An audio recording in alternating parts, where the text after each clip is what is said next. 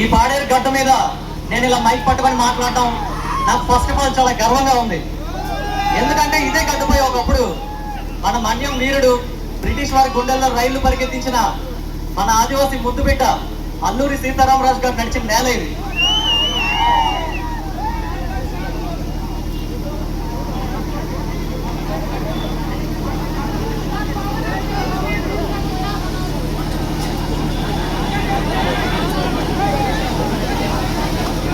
సరే, అయితే నేను సాధారణంగా యూట్యూబ్లో ఇన్స్టాగ్రామ్లో ఏదో చిన్న చిన్న వీడియోస్ చేసుకుంటూ ఉంటాను. మన గిరిజనులందరికీ ఈ జియో నెంబర్ 3 అనే టాపిక్ చాలా ఇంపార్టెంట్ అనిపించి నేను ఏదో ఎక్స్పెక్టేషన్ కూడా లేకుండా సాధారణంగా వదిలిన వీడియో అది. అలాంటి వీడియోకి 300K ప్లస్ వ్యూస్ వచ్చాయి లాంగ్ వీడియోకి. సో అక్కడ వచ్చిన కామెంట్స్ నేను చదువుతుంటే నాకు ఒకటే అర్థమైంది, మన గిరిజనులందరి గుండెలోని ఇన్ని రోజులు ఇన్ని ఆవేదన, ఇంత బాధ, ఇన్ని కష్టాలు దాక్కుని ఉన్నాయా అని. సో ఈ ఆవేదన మొత్తాన్ని చూస్తుంటే మన ఈ జియో నెంబర్ 3 అనేది మన గిరిజనులందరికీ ఎంత ఇంపార్టెంటో నాకు తెలిసింది. ఆ 3 లక్షల వ్యూస్ కేవలం వ్యూస్ మాత్రమే కాదు, ఆ వ్యూస్ ఆ గిరిజనుల గుండెల్లో ఉన్న ఆవేదన ఈరోజు పాడేరులో ఇంత ప్రపంచంలాగా మారింది. ఆల్మోస్ట్ దాదాపు చూస్తే 10-15 వేల మందికి పైగా జనాలు ఉన్నట్టుగా తెలుస్తుంది. అసలు మనందరం ఇప్పుడు దేనికి వచ్చాం? ఇక్కడ జియో నెంబర్ 3 అనే అంశం మీద 1/70 చట్టం గురించి మాట్లాడడానికి మెయిన్ గా వచ్చాం కదా. ఈ జియో నెంబర్ 3 అంటే ఏంటంటే, అడవుల్లో కరెంటు లేని గుడిసెల్లో, రోడ్లు లేని ఊర్లో మన పిల్లలు మన విద్యార్థులు చదువుకోవాలంటే ఇక్కడ కష్టాలు తెలిసినా, ఇక్కడ భాష తెలిసినా, మన గిరిజనుల కష్టాలను అర్థం చేసుకునే పర్ఫెక్ట్ టీచర్స్ ఇక్కడ లోకల్ వాళ్ళే ఉంటే బాగుంటుంది అని తయారు చేసిన చట్టం ఈ జియో నెంబర్ 3. అలాంటి ఈ జియో నెంబర్ 3 ఇది ప్రతి చట్టం ఏదొచ్చినా సరే కొంతమందికి ఆపోజిట్ గా, కొంతమందికి పాజిటివ్ గా ఉంటుంది. ఈ జియో నెంబర్ 3 చట్టం అనేది బలంగా చెప్తున్నా, ఇది నాన్ ట్రైబల్స్ ని అన్యాయం చేయడానికి చేసిన చట్టం కాదు, అన్యాయం అయిపోతున్న మన గిరిజనుల్ని కాపాడుకోవడానికి తయారు చేసిన చట్టమే. అండ్ ఇంకొకటి, ఒక మనిషికి 2 కళ్ళు ఎలా ఎంత ఇంపార్టెంటో ఇంకొకటి అలాంటిదే ఈ 1/70 చట్టం. ఈ 1/70 చట్టం ఏంటంటే, మన గిరిజనులు ఎంతో కాలం నుంచి తరతరాలుగా మన తాతలు ముత్తాతలు కష్టపడి సాగు చేసుకొని బండలను కరిగించి సాగు చేసుకున్న భూములు ఇవి. ఈ భూములు నాన్ ట్రైబల్స్ దోచుకోకుండా మన భూముల్ని మనం కాపాడుకోవడానికి తయారు చేసిందే ఈ 1/70 చట్టం. సో ఈ చట్టాన్ని కూడా కాపాడుకోవాల్సిన బాధ్యత మనందరి పైన, మన గిరిజనుల పైన. ఈ రోజు ఇక్కడికి విచ్చేసిన అందరి గిరిజనులకి, ఈ వీడియో చూస్తున్న వాళ్ళందరికీ కూడా మన బాధ్యత ఇది. సో దీన్ని కాపాడుకునే ప్రయత్నం చేద్దాం. ఈ అవకాశం ఇచ్చినందుకు మన గిరిజన యువత అందరికీ, ఇక్కడ వచ్చిన రాజకీయ నాయకులందరికీ కూడా మనస్ఫూర్తిగా థ్యాంక్స్ చెప్పుకుంటున్నాను. ముఖ్యంగా ఇంత అవేర్నెస్ ప్రోగ్రామ్ ని కండక్ట్ చేసిన మన ఈ సోషల్ మీడియా వ్యక్తులందరికీ కూడా మనస్ఫూర్తిగా మరోసారి థ్యాంక్స్ చెప్పుకుంటున్నాను. ధన్యవాదాలు. అలాగే ఈ కార్యక్రమాన్ని ఉద్దేశించి ఆదివాసీ గిరిజన సంఘం జాతీయ నాయకులు అప్పనర్ష గారు మాట్లాడవలసిందిగా కోరుతా ఉన్నాం.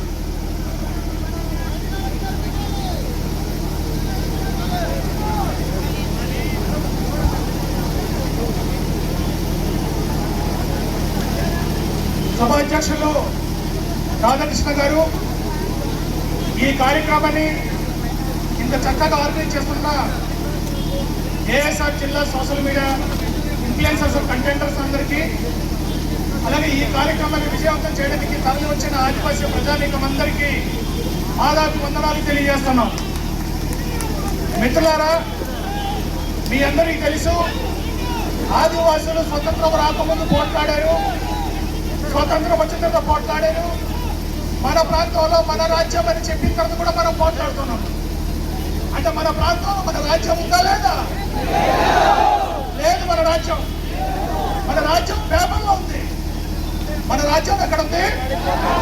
పేపర్లోనే మన రాజ్యం ఉంది. మన గ్రామ సభకు అధికారం లేదంట, మన 1/70 బడ్జెట్ పనికి రాదట, మనకు జియో నెంబర్ 3 పనికి పనిదట, మన అడవులన్నీ కావాలట. కాబట్టి మీరందరూ కవర్లో పెట్టుకోండి. ఈరోజు ఆదివాసీ ప్రజానీకం చాలా తీవ్రమైన ప్రమాదములు ఎదుర్కొంది. తీవ్రమైన ప్రమాదంలో ఉన్నాం మనం. ఈరోజు జియో నంబర్ లాంటిది ఉద్యోగం లేక వందలాది మంది నిరుద్యోగులందరూ రోడ్డు మీద తిరుగుతున్నారు. మధ్య చక్కగా జాబ్ మేళ కార్యక్రమం నిర్వహించి మన గిరిజన యువతని చీప్ లేబర్ 5,000కి 8,000కి 10,000కి షాపింగ్ మాల్కి తీసుకెళ్లి పని చేయిస్తుంది. ఇది బానిసత్వం. ఇది మన గిరిజన ప్రాంతంలో ఇది ఒక బానిసను సృష్టిస్తా ఉన్నారండి. ఈ బానిస బ్రతుకు మనకొద్దు. మన గుండె మీద చేసుకొని మన ఆత్మాభిమానంగా ఆత్మ గౌరవంగా కాలు మీద కాలేసుకొని ఒక బ్రతికే జీవితం కావాలి. అటువంటి జీవితం మనకు జీవో నంబర్ 3 మాత్రమే ఇస్తుంది. అందుకే జీవో నంబర్ 3 తప్పకుండా 100% రిజర్వేషన్ సాధించే వరకు కూడా మన ఉద్యమం కొనసాగుతుందనే విషయాన్ని మీరు అందరూ గమనించాలని చెప్పి మీ అందరూ కోరుతున్నాను.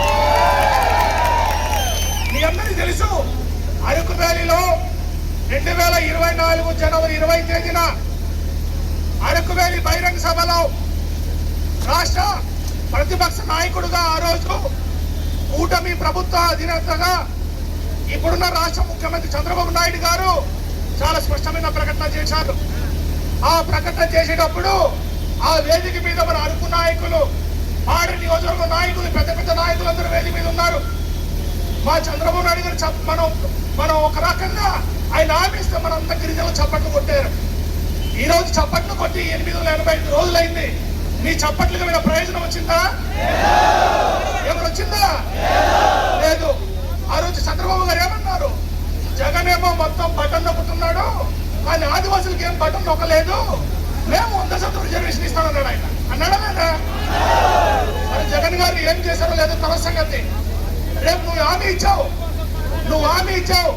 హామీని అమలు చేయాలా వద్దా? ఈరోజు సూపర్ 6 అని చెప్పి రాష్ట్ర వ్యాప్తంగా అందరికీ హామీ అమలు చేశారు. ఈరోజు కార్పొరేట్ కంపెనీలకి మాకు ఎన్నికలు వస్తే మేము గెలిస్తే మీ ప్రభుత్వానికి ఆ కొండలు అమ్మేస్తాం, ఈ కొండలు అమ్మేస్తాం నుంచి హామీలు ఇచ్చారు. వాళ్ళందరికీ కొండలు అమ్మేస్తున్నారు. మరి నేను నీకు ఇచ్చిన హామీ అమలు చేయాలా వద్దా? ఆదివాసులకు ఏమి ఇచ్చిన హామీ? ఆదివాసులకు ఇచ్చిన హామీ ఏంటి? రిజర్వేషన్ హామీ ఇచ్చాడు. రిజర్వేషన్ హామీ ఇచ్చాడా లేదా? ఇచ్చాడు. కానీ రిజర్వేషన్ హామీ మాత్రం మనకేం నెరవేర్చలేదు. అందుకే రాష్ట్ర ముఖ్యమంత్రి గారు చాలా స్పష్టంగా మేము హెచ్చరిక చేయదలుచుకున్నాం. రాష్ట్ర ముఖ్యమంత్రి గారు ప్రత్యేకమైన కమిటీ వేసినప్పుడు ఆ కమిటీ కూడా నివేదిక స్పష్టంగా ప్రభుత్వానికి అప్పచెప్పినప్పుడు సుమారు 305 రోజులు అవుతుంది. అంటే ఒక హామీ అమలు చేయడానికి ఇన్ని రోజులు అవసరమా? ఒక రోజు అమలు చేయడానికి ఇన్ని రోజులు అవసరమా? ఈ రోజు మన ధర్నాలో చాలా మంది ఉద్యోగస్తులు, మేధావులందరూ కూడా మద్దతుగా ఉన్నారు. ఇక్కడ వాళ్ళందరికీ మాత్రం ఉద్యమాల్లో పాల్గొంటే నోట్సులు ఇస్తామని చెప్పి క్షణాల్లో నోట్సులు ఇచ్చేస్తున్నారు, క్షణాల్లో సర్కారు చేస్తున్నారు. కానీ మరి ఆదివాసులకి రిజర్వేషన్ ఎందుకు ఇవ్వరు మీరు? ఆదివాసులు 100% రిజర్వేషన్ అనేది నువ్వు నేను అడుగుతుంది కాదు. ఇది భారత రాజ్యాంగం ఇచ్చిన హక్కు మనకు. ఇది ఏదో ప్రభుత్వాలు, ఏదో పార్టీలు కాలరాస్తే ఆగిపోయిన రిజర్వేషన్ కాదు. రేపు రిజర్వేషన్ ఇవ్వకపోతే ఏజెంట్ అగ్నిగుండగా మారుతుందని చెప్పి రాష్ట్ర ముఖ్యమంత్రి గారు. అందుకే రాష్ట్ర ముఖ్యమంత్రి గారు రేపు రంపచోడవరం గిరిజన జిల్లా, పోలవరం జిల్లా 24వ తేదీన రంపచోడవరంలో ముఖ్యమంత్రి గారు వస్తున్నారు. ఈ ముఖ్యమంత్రి గారికి మేము ఒకటి విజ్ఞప్తి చేయదలుచుకున్నాం. ఇది హెచ్చరిక కాదు, విజ్ఞప్తి మాత్రమే. ఆ విజ్ఞప్తి ఏంటి? రేపు 24వ తేదీకి రాష్ట్ర ప్రభుత్వం 100% రిజర్వేషన్ ముఖ్యమంత్రి ఇచ్చిన హామీని అమలు కోసం ఎగ్జిక్యూటివ్ ఆర్డర్ అమలుకు సంబంధించి ఉత్తర్వులు ఇవ్వకపోతే ముఖ్యమంత్రి గారి సభ కూడా అవసరమైతే అడ్డుకుంటామని చెప్పి సందర్భంగా రాష్ట్ర ముఖ్యమంత్రి గారు రంపచోడవరం వచ్చే ముందే ఆదివాసులు 100% రిజర్వేషన్ మీద ప్రకటన కాదు, ఆర్డర్స్ కావాలి. ముఖ్యమంత్రి గారు ఇప్పటికీ బోల్డ్ ప్రకటన చేశాడు. ఆయన బోల్డ్ ప్రకటన అరకులో ప్రకటన చేశాడు, రాజమండ్రిలో ప్రకటన చేశాడు, విశాఖపట్నంలో ప్రకటన చేశాడు. లాస్ట్ ఏడాది ఆగస్టు 9న పాడరోజు సందర్భం కూడా ప్రకటన చేశాడు. ఈ ప్రకటనలు ఎన్ని రోజులు మాయమెట్లు జనాన్ని మోసం చేస్తాం మనం. కాబట్టి మోసం వద్దు, మీ మాట నిలబెట్టండి. మీరు రాజకీయంలో సీనియర్, ఈ దేశంలోనే సీనియర్ రాజకీయవేత్తగా ఉన్నారు. మీకు రాజ్యాంగ పరమైన పరిపూర్ణమైన అవగాహన వ్యక్తి కాబట్టి సాధ్యం అవుతుంది. కాబట్టి మీ రిజర్వేషన్ మీద హామీ ఇచ్చి మేము భావిస్తున్నాం. కాబట్టి మీరు మీ హామీని అమలు చేసి మీ పెద్దరికం నిలబెట్టుకోవాలని చెప్పి ఈ సందర్భంగా రాష్ట్ర ముఖ్యమంత్రి గారికి మేము విజ్ఞప్తి చేస్తున్నాం. ఈరోజు 170 చాలా ప్రమాదం. 2023లో 1672 మంది సుప్రీంకోర్టులో నాన్ ట్రైబల్ కేసులు వేశారు. మనం మనందరికీ తెలుసు గతంలో ఈ బార్డర్లో ఒక పెద్ద మనిషి హైకోర్టులో కేసేస్తేనే మనం పెద్ద ఎత్తున ఉద్యమాలు చేశాం. ఇప్పుడు సుప్రీంకోర్టులో జీవో నంబర్ 3 రద్దు అయిపోయింది కాబట్టి ఇదే అతనుగా మనం సుప్రీంకోర్టులో 107 కూడా వేస్తే రద్దు చేసేవచ్చు, ఏజెన్సీ దోచుకోవచ్చు, ఆక్రమించవచ్చు అని చెప్పి అనేక మంది రాబందులు ఎదురు చూస్తున్నారు. అటువంటి రాబందులు మేము చెప్తున్నాం. బ్రిటిష్ లాంటి రాబందులు వచ్చినప్పుడే మన సాంప్రదాయ ఆయుధాలతో తరిమి కొడితే కొండ మీద రాలేకపోయారు. కాబట్టి ఈరోజు నల్లదొరలు ముసుగేసుకున్న నల్లదొరలు వచ్చి ఆదివాసీ ప్రాంతంలో ఆక్రమిస్తాం, ఆదివాసీ ప్రాంతంలో దోచుకుంటే మాత్రమే తరిమి కొడతామని సందర్భంగా హెచ్చరిక జారీ చేస్తున్నాం. ఇది గిరిజన రైతులకు హెచ్చరిక కాదు. రాష్ట్ర ప్రభుత్వం ఈరోజు 170 సక్రమంగా అమలు చేయకపోవడం వల్లనే వలస పెరిగిపోయింది. ఇక్కడ ఈరోజు సుప్రీంకోర్టులో ఏమని కేసేశారు? 2011 సంవత్సరంలో అనేక గ్రామాల్లో, అనేక మండల కేంద్రాల్లో, అనేక జిల్లా కేంద్రాల్లో నాన్ ట్రైబులు గిరిజనుల కన్నా ఎక్కువ మంది ఉన్నారట. మేము గిరిజనుల కన్నా ఎక్కువ మంది ఉన్నాం కాబట్టి ఆ భూమి బాధ అంటున్నారు. ఇప్పుడు అసలు గిరిజనులు ఎక్కువ మంది, గిరిజనుల కన్నా ఎక్కువ మంది ఎలాగొచ్చారు? ఎందుకు వచ్చారు? ఎవరు రానిచ్చారు? ఈ రోజు వాటిని కంట్రోల్ చేయాల్సిన ప్రభుత్వం ఈరోజు నిమ్మకు నీరు ఎత్తినట్టు చేసి ఒకటి బయట చట్టాన్ని నీరు గార్చడం వల్లనే ఈరోజు గిరిజన నేతలు చాలా మంది వచ్చి ఈరోజు రాజ్యాంగ ప్రకారం సవాలు చేస్తున్నారు. గతంలో ఇదే సుప్రీంకోర్టులో 98లో కూడా ఒక సవాల్ జరిగింది. రామరెడ్డి అన్నప్పుడు 170 సవాల్ చేస్తే ఆడు సుప్రీంకోర్టు సపోర్ట్ చేసింది. కానీ ఈ రోజు సుప్రీంకోర్టు ఉన్న జడ్జీలు, ఈ రోజున్న అనేక మంది ప్రభుత్వాల పాలకులు కనీసం 3 సంవత్సరాలైనా కౌంటర్ అఫిడవిట్ దాఖలు చేయలేదంటే మన పట్ల ఎంత చిత్తశుద్ధుతున్నారో అర్థం చేసుకోండి. సుప్రీంకోర్టులో 170 ఇది చట్టబద్ధం చెల్లదని నాన్ ట్రైబుల్ కోర్టుకి వెళ్తే మన తరపు నుంచి ఎవరు వెళ్ళాలి? మన తరపు నుంచి ఎవరు వెళ్ళాలి? ప్రభుత్వం వెళ్ళాలి. ప్రభుత్వం ఈ రోజు వరకు 3 సంవత్సరాలు అయింది.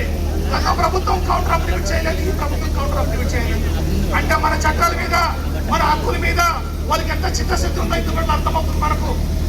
కాబట్టి మనకు అర్థం కావాల్సింది ఈ రోజు సుప్రీంకోర్టులో బార్డర్ ఐటీడీ నుంచి ఇంప్లీడ్ కావాలి. మొత్తం 8 ఐటీడీలు ఉన్నాయి. 8 ఐటీడీ నుంచి ఇంప్లీడ్ కావాలి. రాష్ట్ర ప్రభుత్వం ఇంప్లీడ్ కావాలి. దీనికోసం మన గిరిజన మంత్రి, టీఎస్సీ చైర్మన్, గిరిజన మంత్రి అధ్యక్షతన వెంటనే టీఎస్సీ సమావేశం వేసి సుప్రీంకోర్టులో మన కేసు ఇంప్లీడ్ కావాలని చెప్పి తీర్మానం చేయాలని చెప్పి ఈ సందర్భంగా కూడా ప్రభుత్వం హెచ్చరిక చేస్తున్నాం. కానీ ప్రభుత్వం ఈ రోజు ఈ 170కి సంబంధించిన విషయాల్లో ఏం మాట్లాడుతున్న పరిస్థితి లేదు. ఎందుకంటే జేసీ మేడం గారు మాట్లాడడం అర్థమవుతుంది. ఇది విధానపరమైన అంశం. ఈ విధానపరమైన అంశంలో ప్రభుత్వం ఇప్పటివరకు స్పష్టమైన డైరెక్షన్ ఇవ్వలేదనేది మేడం గారి మాటల్లో స్పష్టంగా అర్థమవుతుంది మనకు. కాబట్టి 170 పరిరక్షణ కోసం ఇది కేవలం 170 అంటే చట్టం తెచ్చింది కాదు. 1917లో బ్రిటిష్ వాళ్ళు వ్యతిరేకంగా ఆదివాసులు పోట్లాడారు. 1959లో ఆదివాసులు పోట్లాడారు. 1970లో శ్రీకాకుళం గిరిజన రైతాంగ పోరాటంలో సుమారు 4000 మంది గిరిజనులు ప్రాణత్యాగం చేస్తే మనకు జీసీసీ వచ్చింది, 170 వచ్చింది, జీవో నంబర్ 3 వచ్చింది.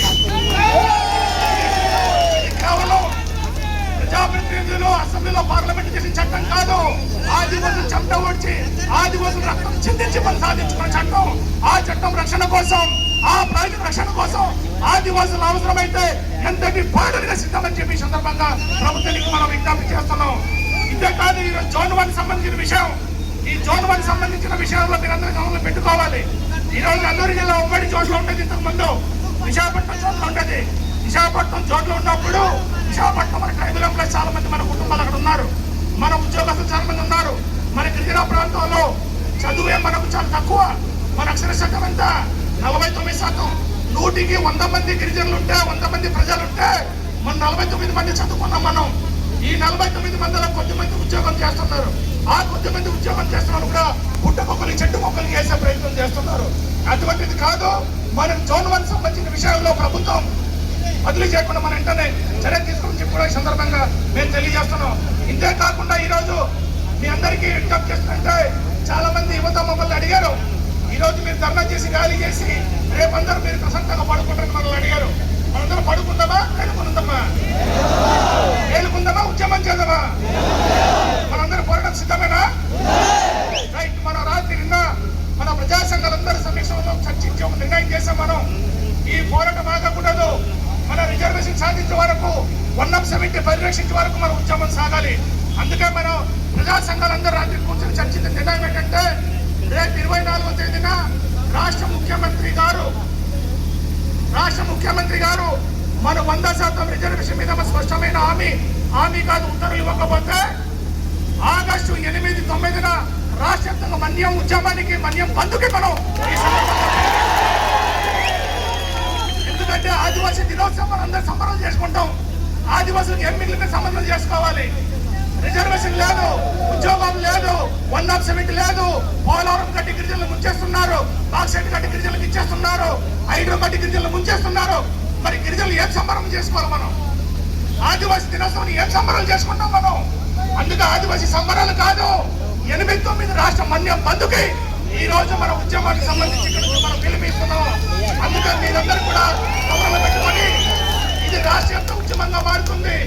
రేపు 20 తేదీన ఇదే మాదిగా రంపచూడలో భారీ బహిరంగ సభ అక్కడ మన ఆదివాసీ మిత్రులు నిర్వహిస్తున్నారు, 20 నిర్వహిస్తున్నారు ముఖ్యమంత్రి గారికి హెచ్చరిక చేయడానికి.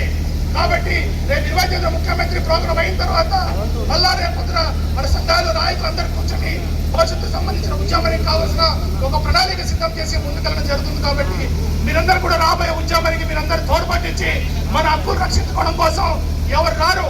ఇక్కడ వచ్చిన జనాలందరికీ బిర్యానీ ప్యాకెట్లు ఇచ్చారు ఎవరైనా మీకు? సారా ప్యాకెట్ ఎవరు ఇచ్చారా మీకు? కనీసం వాటర్ ప్యాకెట్ ఇవ్వలేదు ఎవరు? ఇది రాజకీయ పోరాటాలు, రాజకీయ పార్టీ మీటింగ్ కాదు ఇది. ఇది ఆదివాసుల అస్తిత్వం కోసం జరుగుతున్న ఉద్యమం. కాబట్టి అదే స్ఫూర్తితో, అదే పట్టుదలతో, అదే ఉద్యమాన్ని ముందుకు తీసుకెళ్లే విధంగా మనందరం ముందుకెళ్ళాలి. దానికి అన్ని రాజకీయ పార్టీలు, అన్ని ప్రజా సంఘాలు సంపూర్ణ మద్దతు ఇచ్చి, సంపూర్ణమైన సహకరించి ఆదివాసీ రిజర్వేషన్ సాధించే వరకు కూడా మన ఉద్యమాన్ని మనందరం ముందుకెళ్ళాలని చెప్పి కూడా ఈ సందర్భంగా విజ్ఞప్తి చేస్తూ సెలవు. నమస్కారం.